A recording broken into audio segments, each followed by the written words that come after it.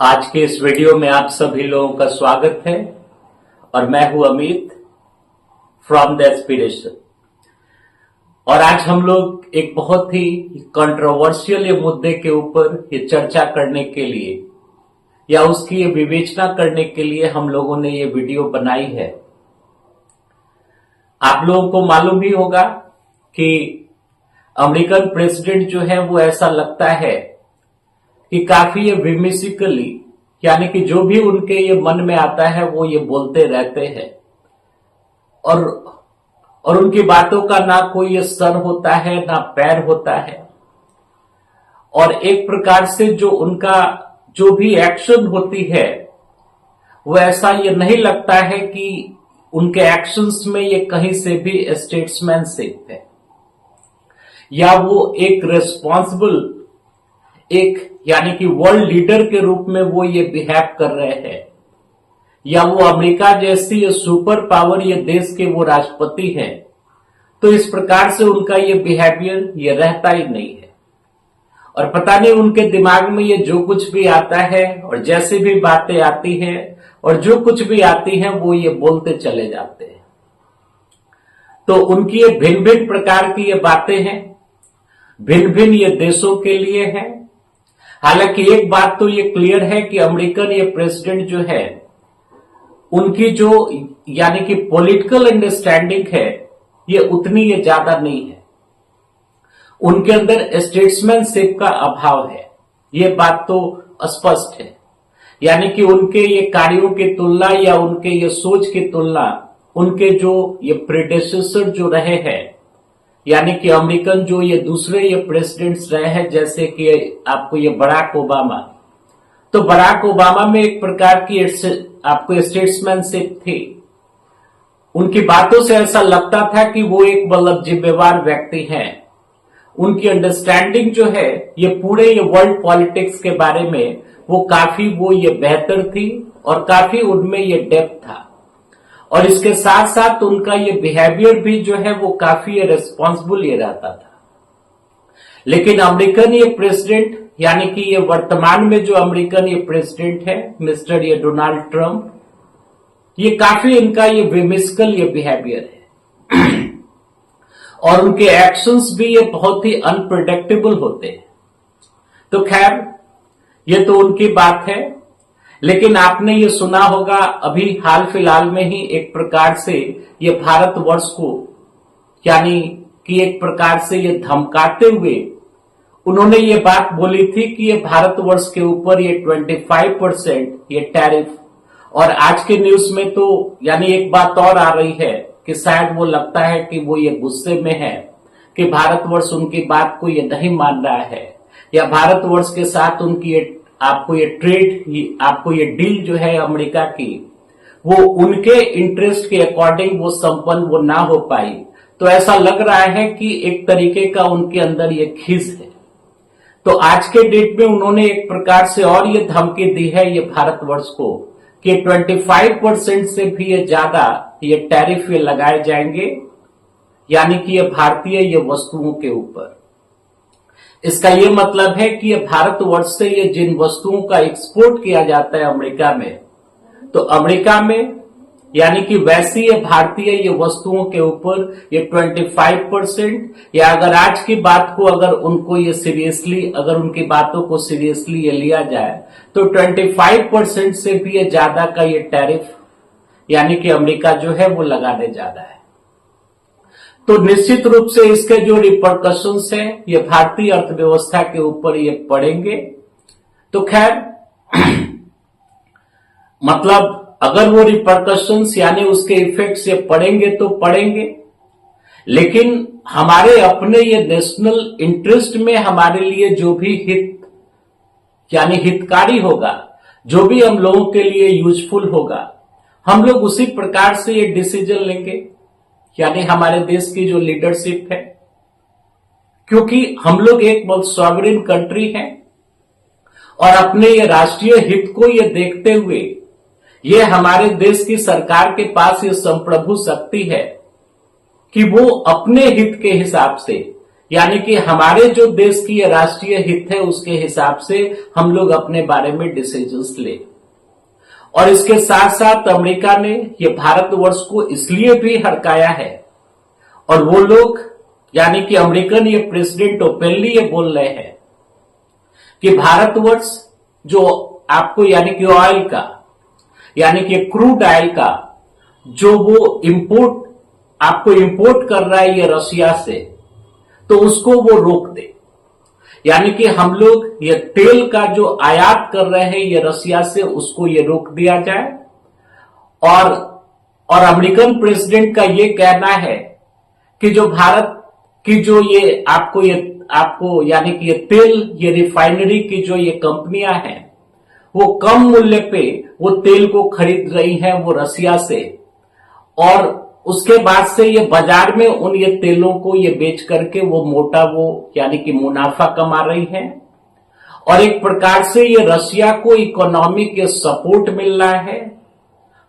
और जिससे कि रशिया जो है वो यूक्रेन के अगेंस्ट में अपने ये वार को वो सस्टेन कर रहा है या उसको वो ये बनाए हुए है। मतलब एक प्रकार से आर्थिक ये संबल मिल रहा है ये रशिया को ये भारतवर्ष के द्वारा ये तेल खरीदने के कारण। तो इस पे भी अमेरिकन ये राष्ट्रपति ने एक प्रकार से ये भारतवर्ष को ये चेतावनी दी है कि आप लोग ये रशिया से जो ये तेल खरीद रहे हैं उसको ये रोक दिया जाए, आप लोग ये रोके, नहीं तो आपके ऊपर ये पेनाल्टी लगाई जाएगी।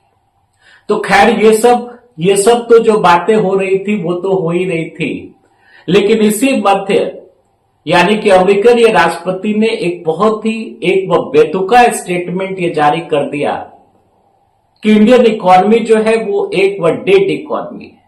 यानी कि इंडियन इकोनॉमी यानी कि भारतीय अर्थव्यवस्था जो है वो एक मृत अर्थव्यवस्था है। और इसके साथ साथ उन्होंने ये रशिया के भी आर्थिक व्यवस्था को ये डेड इकोनॉमी ये बोला, और उन्होंने इस चीज को बोला कि आपको यानी कि ये जो दोनों देश है ये भारत और ये रशिया है, ये तो ये डेड इकोनॉमी है ही, और जिस प्रकार से ये लोग ये फंक्शन कर रहे हैं और ये लोग ये गर्त में जाएंगे।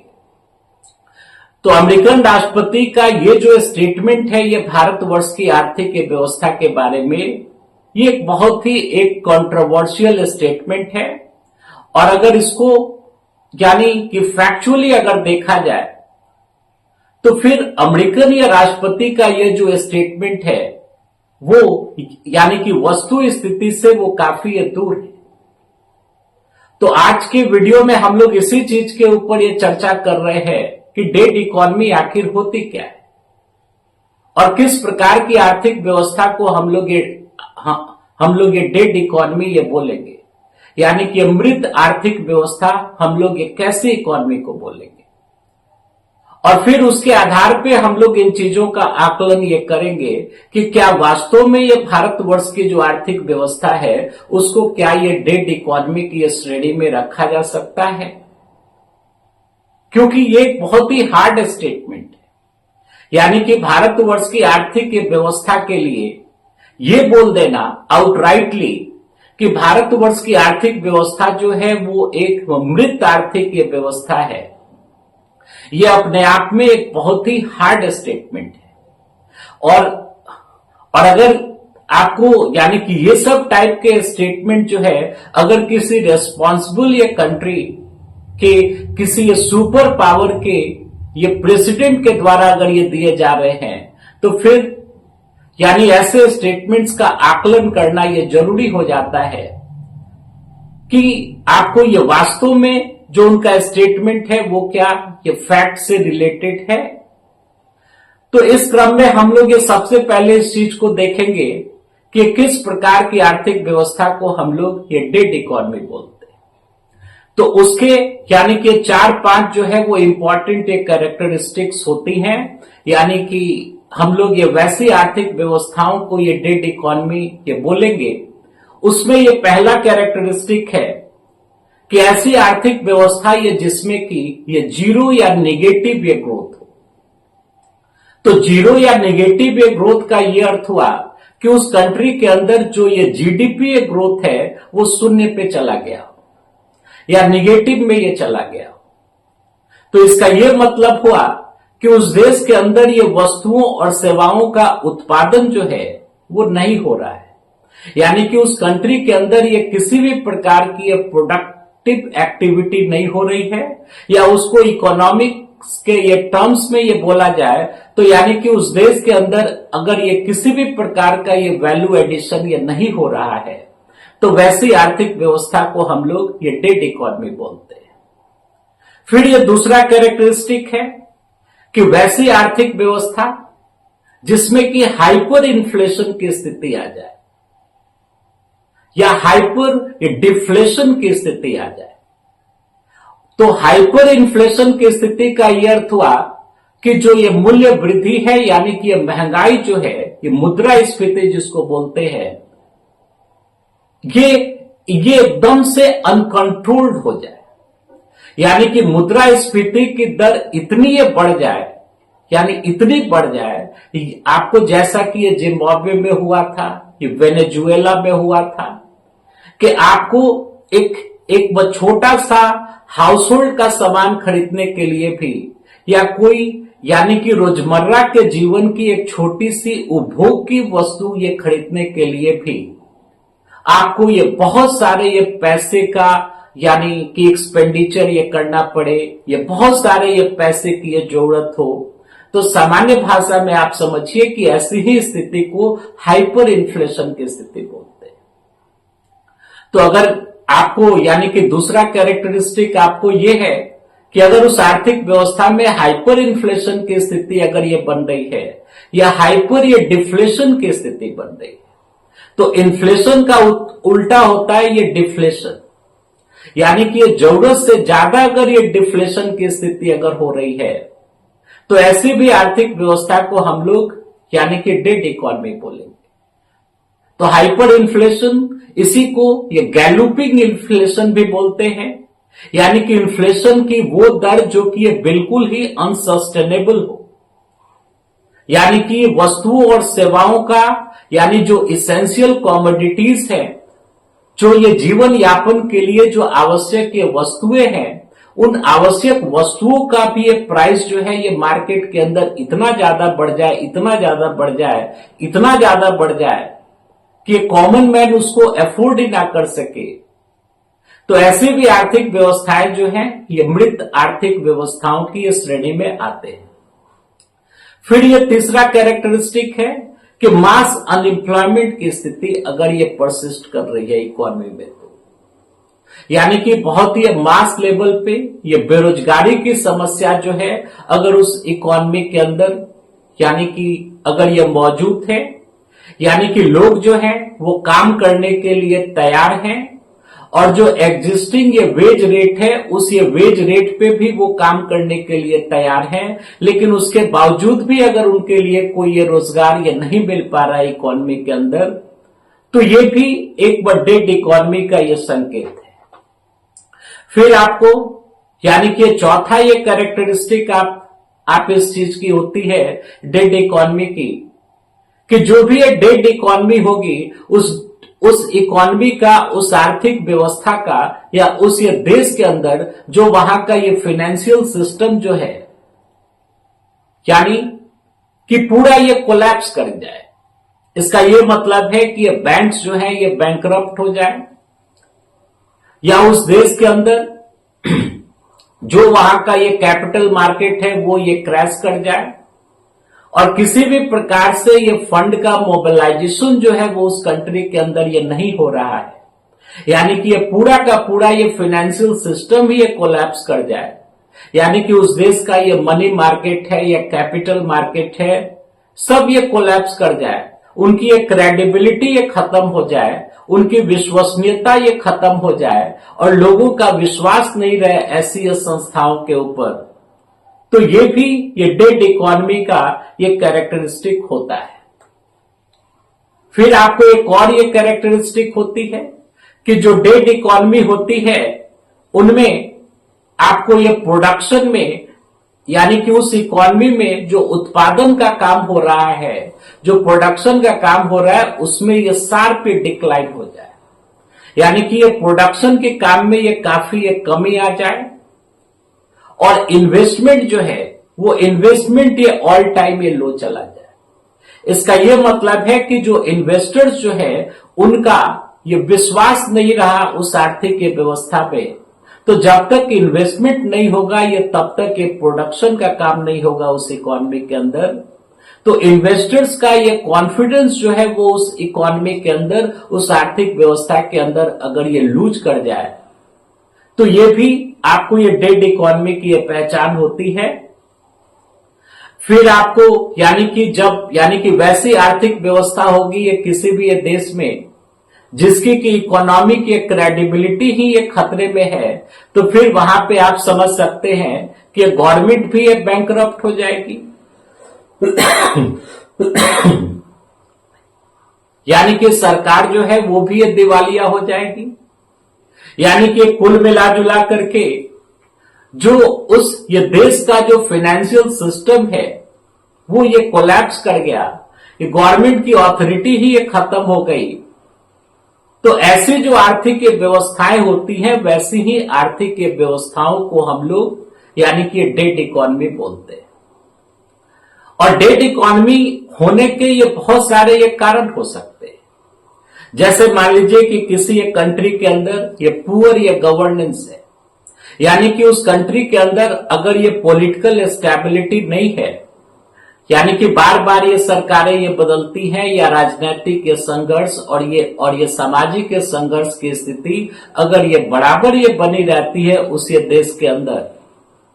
तो फिर वैसे स्थिति में कि पुअर ये गवर्नेंस के कारण वहां की जो आर्थिक व्यवस्था जो है, वहां का जो इकोनॉमिक सिस्टम है वो एक स्टेबल कंडीशन में नहीं होता है, या वो एक प्रोग्रेसिव वो रास्ते में नहीं होता है। तो इसके कारण यानी कि किसी देश की आर्थिक व्यवस्था ये डेड हो सकती है। या मान लीजिए कि वॉर या कॉन्फ्लिक्ट की स्थिति अगर हो तो वैसे भी स्थिति में आर्थिक व्यवस्था ये चरमराती है।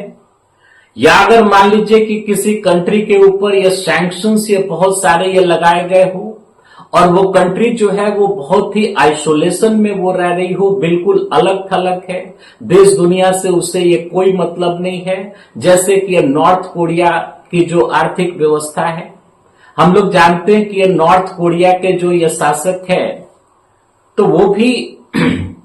यानी अजीबोगरीब ये प्राणी हैं, और उनके कारण यानी कि वहां की जो शासन की व्यवस्था है, वहां के जो शासक की ये सोच है, तो उसके कारण ये भिन्न भिन्न प्रकार के इकोनॉमी के सैंक्शंस जो हैं ये लगभग ये सारे देशों के द्वारा यानी अधिकतर यानी कि वेस्टर्न जो डेवलप्ड कंट्रीज है उनके द्वारा भिन्न भिन्न प्रकार के आर्थिक यानी कि सैंक्शंस ये लगाए गए हैं। तो इसके कारण वो कंट्री जो है वो आइसोलेटेड है। तो जो भी कंट्री ये आइसोलेटेड होती है तो वहां पे ये ब्लैक मार्केट का ये डेवलप होना ये स्वाभाविक है। तो वहां की आर्थिक व्यवस्था को आप ये डेड इकोनॉमी ये बोल सकते हैं। या मान लीजिए कि किसी देश में ये नेचुरल ये डिजास्टर्स आती हैं, तो नेचुरल ये डिजास्टर्स बहुत ही हाई स्केल का अगर हो, अगर ये आपको ये प्राकृतिक आपदा जो है वो बहुत ही हाई स्केल का हो, तो वैसी स्थिति में भी वहां की इकोनॉमी ये डेड हो सकती है। या मान लीजिए कि कोई कंट्री जो है ये डेब्ट ये क्राइसिस में आ जाए, जैसा कि यानी हाल फिलहाल में ये श्रीलंका के साथ हुआ था, यानी कि वो ये कर्ज के वो ये जाल में आ जाए, वो डेब्ट के ये विक्सियस सर्कल में आ जाए, तो वहां की भी इकोनॉमी आपको ये डेड इकोनॉमी हो सकती है। तो हम लोगों ने अभी तक ये देखा कि अगर कोई ये डेड इकोनॉमी होती है तो यानी कि वैसी ये मृत जो आर्थिक व्यवस्थाएं होती हैं उनकी एक कैरेक्टरिस्टिक्स ये क्या होती है, यानी उनकी विशेषताएं क्या होती है। और फिर हम लोगों ने इस चीज को देखा कि किसी भी देश की जो इकोनॉमी है, जो वहां का इकोनॉमी के सिस्टम है, ये डेड ये किन किन कारणों से हो सकता है। तो अब हम लोगों को इन चीजों को यानी कि देखने की जरूरत है, इस चीज की विवेचना करने की जरूरत है कि क्या वास्तव में ये भारतवर्ष की जो आर्थिक ये व्यवस्था है, इस आर्थिक ये व्यवस्था में क्या वास्तव में ऐसे ये लक्षण मौजूद हैं जिसके के कारण, यानी कि अमेरिकन ये प्रेसिडेंट ने ये जिस प्रकार से ये बोला और जितना हार्ड स्टेटमेंट दिया कि भारतवर्ष की आर्थिक व्यवस्था एक डेड इकोनॉमी है, तो क्या हमारी इकोनॉमी में, यानी कि ये डेड इकोनॉमी के जो लक्षण होते हैं वो क्या लक्षण वो मौजूद है? तो इसका एक सिंपल सा ये जवाब है कि नहीं, ये बिल्कुल नहीं। भारतवर्ष की आर्थिक जो व्यवस्था है, हमारे यानी हमारे देश का जो इकोनॉमी के सिस्टम है, उस इकोनॉमी के सिस्टम में कुछ स्ट्रक्चरल ये प्रॉब्लम्स हो सकती है। हमारे देश की आर्थिक व्यवस्था में ये निश्चित रूप से कुछ ये संरचनात्मक ये कमजोरियां हैं, लेकिन इसका ये मतलब नहीं है कि ये भारतवर्ष की आर्थिक व्यवस्था को आप एक डेड इकोनॉमी ये बोल दें। जबकि वस्तु स्थिति ये है कि आईएमएफ के द्वारा, यानी इंटरनेशनल ये मॉनिटरी फंड के द्वारा ये पिछले ये 30 सालों में उसके द्वारा ये जो भी ये डेटा ये दिया गया है, यानी कि भारतवर्ष के आर्थिक व्यवस्था के बारे में या हमारे यहां जो इकोनॉमिक ये ग्रोथ हो रही है उसके बारे में ये जो भी ये डेटा दिया गया है, वो डेटा ये कुछ और ही ये पिक्चर ये प्रस्तुत करते हैं। और हम लोग जानते हैं कि आईएमएफ जो है ये भारतवर्ष की यानी कि संस्था तो है नहीं, ये आपको ये वर्ल्ड लेवल पे आपको ये बहुत ही एक वह प्रेस्टिजियस एक इंस्टीट्यूशन है, इंटरनेशनल ये मॉनिटरी फंड, और जिसके की आंकड़े जो होते हैं वो आंकड़े वो काफी ये रिलायबल वो आंकड़े होते हैं, ये विश्वसनीय आंकड़े होते हैं। तो भारतवर्ष की अगर स्थिति को अगर देखा जाए तो 1995 से लेकर के ये 2025 तक हम लोग जानते हैं कि भारतवर्ष में आर्थिक के सुधारों की जो ये घोषणा है वो 1991 में हुई थी, और उस समय ये भारतवर्ष में ये नई आर्थिक नीति को ये लागू किया गया था, यानी कि ये भारतवर्ष में लिबरलाइजेशन, प्राइवेटाइजेशन और ये ग्लोबलाइजेशन के ये कॉन्सेप्ट को अपनाते हुए, यानी कि भूमंडलीकरण, निजीकरण और उदारीकरण, तो इनके ये प्रिंसिपल्स को अपनाते हुए ये भारतवर्ष में ये नई आर्थिक नीति की ये घोषणा की गई थी। तो 1995 से लेकर के अगर 2025 तक ये देखा जाए तो भारतवर्ष का जो ये जीडीपी जो है वो लगभग ये 12 टाइम्स,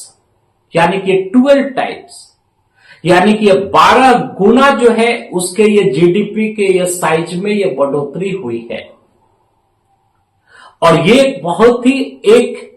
रिमार्केबल अचीवमेंट है, और जिसके के कारण ये भारतवर्ष की जो इकोनॉमी है वो दुनिया की यानी कि कुछ हाथ पे गिनने योग्य ये फास्टेस्ट ग्रोइंग इकोनॉमीज में भारतवर्ष का स्थान है। और भारतवर्ष की ये आपको ये फास्टेस्ट ग्रोइंग इकोनॉमीज में ये मात्र ये चाइना के बाद ये दूसरा स्थान ये भारतवर्ष का ही, यानी कि विश्व में ये तेजी से बढ़ती हुई आर्थिक व्यवस्थाओं में ये पहला स्थान जो है ये पिछले ये 30 सालों में ये चाइना का है, और उसके बाद से ये भारतवर्ष का ही आता है। तो आप समझ सकते हैं कि किसी भी ये डेड इकोनॉमी में इस प्रकार का जो एक्सपेंशन है वहां के ये जीडीपी में ये पॉसिबल नहीं है। और अगर इसके ये नजरिए से अगर देखा जाए तो इन ये 30 सालों में, यानी कि 1995 से लेकर के 2025 तक के बीच में जो यूएसए की जो इकोनॉमी है, यानी कि अमेरिका की जो इकोनॉमी है वो मात्र ये 4 गुना वो एक्सपेंड की है। और अगर यानी कि यूके की बात की जाए, यूनाइटेड किंगडम की बात की जाए, तो वहां की इकोनॉमी जो है वो मात्र ये 3 गुना एक्सपेंड की है। और ये जर्मनी की जो इकोनॉमी है वो मात्र यानी कि 2 गुना एक्सपेंड की। तो इनकी तुलना में ये भारतवर्ष को देखा जाए तो भारतवर्ष की जो आपको ये जीडीपी है उसमें ये 12 गुना यानी कि 12 टाइम्स ये ज्यादा उसमें इंक्रीजमेंट हुआ है। तो ये कहीं से भी ये डेड इकोनॉमी की ये निशानी नहीं है। अगर इकोनॉमी के ग्रोथ की अगर बात की जाए, यानी कि अगर अमेरिका के यानी कि रिलेटिवली, तो यानी कि केवल ये 3 ही कंट्रीज हैं और 3 कंट्रीज में आपको ये चाइना, इंडिया और ये रशिया है जिन्होंने की यानी कि ग्लोबल इकोनॉमी में यानी कि वैश्विक आर्थिक व्यवस्था में पिछले ये 30 सालों में अपना ये शेयर जो है ये काफी ज्यादा एक्सपेंड किया है। तो किसी डेड इकोनॉमी के द्वारा ऐसी चीज नहीं हो सकती है। एक चीज और ये यानी कि ध्यान देने वाली बात है कि आपको यानी 1995 में यानी कि अगर देखा जाए तो भारतवर्ष के जो इकोनॉमी का ये साइज जो था यानी भारतवर्ष की आर्थिक व्यवस्था का ये साइज जो था यानी अमेरिका के अगर उसको ये कंपैरिजन में देखा जाए तो अमेरिकी इकोनॉमी का वो मात्र ये 5% था 1995 में। लेकिन आज के डेट में ये 2025 में ये स्थिति है कि अमेरिकन इकोनॉमी ये जितने ये साइज का है उसके जीडीपी का जितना ये साइज है उसका ये 14% यानी कि 14% जो है वो हमारे ये जीडीपी का साइज है, हमारे इकोनॉमी का साइज है। इसका मतलब क्या हुआ कि पिछले ये 30 सालों में हमारी जो इकोनॉमी है वो अमेरिका की तुलना में यानी अमेरिका के रेस्पेक्ट में अगर देखा जाए तो आपको ये 9% से वो ज्यादा वो इंक्रीज की है। यानी कि आपको 1995 में ये भारतवर्ष के इकोनॉमी का साइज जो है वो अमेरिकन इकोनॉमी के साइज का मात्र ये 5% था और आज यानी कि 2025 में ये जो साइज है ये आपको यानी कि 14% हो गई है। तो ये जो है ये कहीं से भी ये सब जो आपको ये जो आंकड़े हैं ये आंकड़े ये कहीं से भी ये दर्शा नहीं रहे हैं कि भारतवर्ष की इकोनॉमी को आप ये डेड इकोनॉमी बोल सकते हैं। हाँ, ये बात जरूर है, ये भूलने वाली बात नहीं है। हमने ये शुरू में भी आपको ये बोला था कि भारतवर्ष की आर्थिक व्यवस्था में कुछ संरचनात्मक ये समस्याएं हैं, कुछ स्ट्रक्चरल इसके ये प्रॉब्लम्स है, जो कि हमारे देश के अंदर जिस गति से जो आर्थिक की वृद्धि हुई है यानी कि ये जीडीपी जो ये ग्रो किया है या हम लोगों की आर्थिक व्यवस्था जिस गति से हम लोगों के जीडीपी का साइज ये बढ़ा है तो उस ढंग से यानी उस ये प्रपोर्शन में भारतवर्ष के ये सामान्य लोगों के ये जीवन में जो अपेक्षित ये सुधार था इन ये 30 सालों में वो नहीं हो पाया है। इसका ये मतलब है कि भारतवर्ष में आर्थिक ये वृद्धि तो हुई है, हमने ये बार बार ये बहुत ये वीडियोस में इस चीज को बोला है, आर्थिक वृद्धि तो हुई है, लेकिन आर्थिक ये वृद्धि का जो लाभ है ये लाभ ये भारतवर्ष के एक बहुत बड़े यानी कि ये वर्ग को आपको ये नहीं मिल सका है। और अभी भी हमारे ये देश के अंदर अगर ये रिलायबल आंकड़ों की ये बात की जाए तो हमारे ये देश के अंदर ये लगभग हमारी ये जनसंख्या का ये 24% जो है उसके इर्द गिर्द वो लगभग यानी कि ये पॉवर्टी लाइन से ये गरीबी रेखा से वो नीचे रह रही है। तो ये अपने आप में बहुत ही एक वो सोचनीय ये बात है। इसके साथ साथ ये भी बात उतनी ही सही है कि भारतवर्ष में जो आर्थिक की वृद्धि हुई है, जो इकोनॉमी के ग्रोथ हुआ है वो एसिमेट्रिकल रहा है, वो अनइवन रहा है। यानी कि इसने ये भारतवर्ष के अंदर अमीरों और ये गरीबों के बीच जो ये खाई होती है, जो आर्थिक ये खाई होती है उसको इसने ये बढ़ाया है, जिसके के कारण ये भारतवर्ष में सामाजिक संघर्ष की भी स्थिति जो है वो भिन्न भिन्न रूप में ये प्रदर्शित हो रही है। तो आपको ये समस्या है। इसके साथ साथ भारतवर्ष में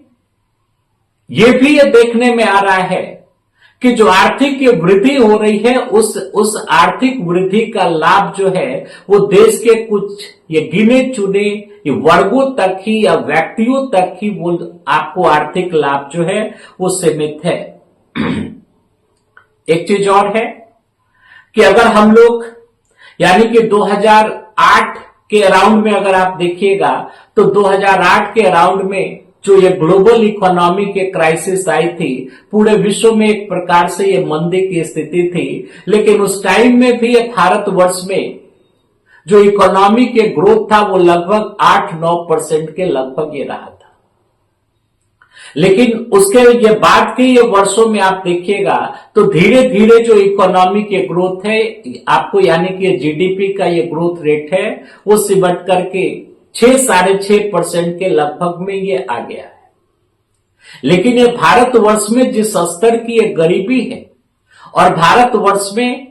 यानी कि आपको ये जिस स्तर पे यहाँ पे इकोनॉमिक रिफॉर्म्स की ये जरूरत है और यहाँ ये सोशल सिक्योरिटी के क्षेत्र में ये जिस प्रकार से इन्वेस्टमेंट की जरूरत है, इंफ्रास्ट्रक्चर में जिस प्रकार की इन्वेस्टमेंट की जरूरत है और जैसी अनएम्प्लॉयमेंट की स्थिति है, उस चीज को देखते हुए 6-6.5% के ये ग्रोथ रेट से काम चलने वाला नहीं है। भारतवर्ष को ये किसी भी स्थिति में अपने ये जीडीपी का ये ग्रोथ रेट जो है वो 8% से ऊपर ये रखना होगा। और जीडीपी के ये ग्रोथ रेट को 8% से ऊपर ये रखने का ये मतलब है कि आपके इकोनॉमी के जो ये तीनों सेक्टर्स है, यानी कि आपको ये प्राइमरी सेक्टर यानी एग्रीकल्चर सेक्टर या इंडस्ट्रीज हो यानी मैन्युफैक्चरिंग सेक्टर और ये सर्विस सेक्टर, इसमें ये क्वालिटेटिव ये चेंज आनी चाहिए। फिर एक तीसरी प्रॉब्लम ये भी है, इस चीज को देखिए कि भारतवर्ष इतने बड़े यानी हमारे इकोनॉमी का इतना बड़ा साइज होते हुए भी अगर आप ये वर्ल्ड ट्रेड में अगर आप देखिएगा तो जितने भी ये गुड्स का एक्सपोर्ट होता है यानी कि ये गुड्स का जिसको कि विजिबल ट्रेड बोलते हैं, तो उसमें ये भारतवर्ष का ये कंट्रीब्यूशन जो है वो मात्र ये 1.8% है। यानी कि ये गुड्स के एक्सपोर्ट के मामले में यानी कि वर्ल्ड ट्रेड में भारतवर्ष जो है वो मात्र 1.8% ही ये गुड्स को वो एक्सपोर्ट करता है। ये बहुत ही एक डिस्मल फिगर है। और अगर ये सर्विसेज के अगर ये क्षेत्र में देखिएगा जिसको कि इनविजिबल ये ट्रेड हम लोग बोलते हैं, तो उसमें ये 4.5% के लगभग जो है ये भारतवर्ष ये सर्विसेज का एक्सपोर्ट करता है। इसका ये मतलब है कि भारतवर्ष में ऐसी वस्तुओं का निर्माण नहीं हो पा रहा है जो वस्तुएं ग्लोबल मार्केट में वो कॉम्पिटिटिव, यानी कि ग्लोबल मार्केट में ये जहां पर कि ये बहुत सारी ये मल्टीनेशनल ये कंपनियों के ये प्रोडक्ट्स के साथ आपको compete करना होता है, तो भारतवर्ष के द्वारा ये बनी हुई ये वस्तुएं जो हैं उनकी ऐसी ये क्वालिटी नहीं है, उनके अंदर इतना ये कॉम्पिटिटिवनेस नहीं है कि वो अपने वो सेगमेंट में ये वर्ल्ड लेवल के जो ये प्रोडक्ट्स है उनके साथ वो ये compete कर सके। तो इस भी क्षेत्र में आमूल चूल ये परिवर्तन की जरूरत है। यानी कि हम लोगों की अपनी इकोनॉमी को एक्सपोर्ट ओरिएंटेड इकोनॉमी ये बनानी है और एक्सपोर्ट ओरिएंटेड इकोनॉमी ये बनाने के लिए भारतवर्ष में वैसी वस्तुओं का उत्पादन होना चाहिए या वैसी सेवाओं का उत्पादन होना चाहिए जिनका की जो ये क्वालिटी है और जिनका जो ये कॉम्पिटिटिव एज जो है वो दूसरे अन्य प्रोडक्ट्स के ऊपर ये भारी पड़े ये ग्लोबल मार्केट में। तो इस क्षेत्र में ये काम करने की जरूरत है। और आपको यानी कि ये भी एक बात है कि भारतवर्ष में ये मैन्युफैक्चरिंग सेक्टर जो है इसके भी अंदर ये ग्रोथ जो है वो काफी ये धीमा है। एक और चीज है कि भारतवर्ष का एग्रीकल्चर सेक्टर जो है ये आपको ये सबसिस्टेंस लेवल की ये फार्मिंग होती है हमारे कंट्री के अंदर। हमारे एग्रीकल्चर सेक्टर में भी बहुत ही ह्यूज इन्वेस्टमेंट की जरूरत है, इसके मॉडर्नाइजेशन की जरूरत है। और जो भारतवर्ष के जो ये किसान जो हैं, उन किसानों के हित को ये बचाए जाने की ये जरूरत है। तो एग्रीकल्चर सेक्टर में भी इंप्रूवमेंट चाहिए और मैन्युफैक्चरिंग सेक्टर में भी, यानी इंडस्ट्रियल सेक्टर में भी वैसे वैसे इंडस्ट्रीज की स्थापना होनी चाहिए हमारे देश के अंदर, जो कि यानी कि वर्ल्ड लेवल के ये प्रोडक्ट को ये बना सके। इसके साथ साथ ये भी बात है कि ह्यूमन डेवलपमेंट के जो इंडिकेटर्स होते हैं, जैसे कि अच्छा स्वास्थ्य, अच्छी शिक्षा, एम्प्लॉयमेंट की आपको ये क्वालिटी, तो इन सब के मामलों में भी ये भारतवर्ष का ये परफॉर्मेंस जो है वो काफी ये पुअर है। तो कुल मिलाजुला करके बात आपको यही है कि इंडियन इकोनॉमी की अपनी समस्याएं हैं, हमारे आर्थिक व्यवस्था की अपनी स्ट्रक्चरल ये प्रॉब्लम्स है, लेकिन ये भी बात उतनी ही सही है कि भारतीय अर्थव्यवस्था ये कहीं से भी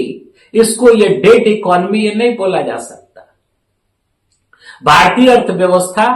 में ये काफी ये पोटेंशियल है हमारी इकोनॉमी में, और ये फॉरेन इन्वेस्टर्स का ये कॉन्फिडेंस जो है वो हमारे ये कंट्री के अंदर ये बना हुआ है। पूरी ये दुनिया जो है वो दुनिया आशा की ये नजर से ये भारतीय आर्थिक व्यवस्था को वो देख रही है, क्योंकि भारतवर्ष एक बहुत बड़ा ये बाजार भी है। क्योंकि इतना ह्यूज पॉपुलेशन ये लिए हुए अगर कोई कंट्री है तो उस कंट्री को आप इग्नोर नहीं कर सकते। तो हमारे यहां हमारे ह्यूमन रिसोर्सेज भी हैं। अपने ह्यूमन रिसोर्सेज को ये क्वालिटेटिव बनाना, ये प्रोडक्टिव बनाना, इसके साथ साथ हमारी जो आर्थिक व्यवस्था है, इस आर्थिक व्यवस्था में जो विसंगतियां हैं, इसके अंदर जो ये प्रॉब्लम्स है, जो स्ट्रक्चरल प्रॉब्लम्स हैं, उसको हटाना या उसको मिनिमाइज करना, ये हम लोगों का ये काम है। ये हमारे देश के जो ये पॉलिसी मेकर्स हैं उनका काम है, और उसके ऊपर हमारा देश ये लगातार ढंग से ये काम करते आ रहा है। और आगे आने वाले ये सालों में हो सकता है कि इस क्षेत्र में आमूल चूल ये परिवर्तन हो हमारे ये देश के अंदर, लेकिन ओवरऑल जो इकोनॉमी का हमारा ये परफॉर्मेंस है,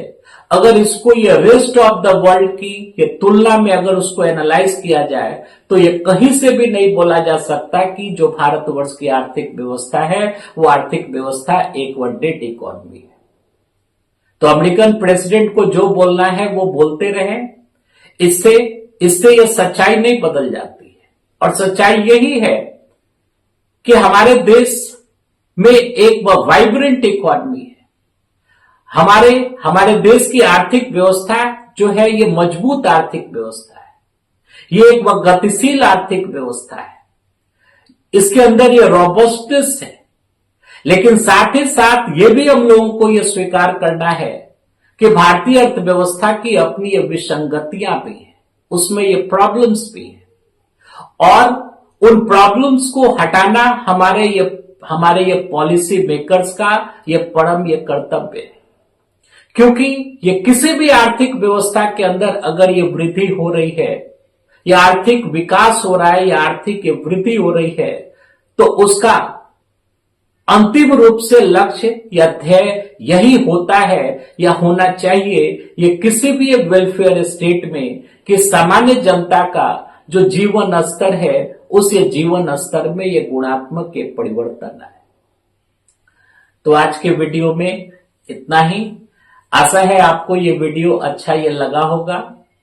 और अगर ये वीडियो अच्छा लगा होगा तो आप ये लाइक, शेयर और सब्सक्राइब करें। और फिर से हम लोग एक बार और ये अन्य किसी ज्वलंत मुद्दे के ऊपर ऐसा ही वीडियो लेकर के आपके सामने ये फिर से ये प्रस्तुत होंगे। और तब तक के लिए आप सभी लोगों को बहुत बहुत धन्यवाद।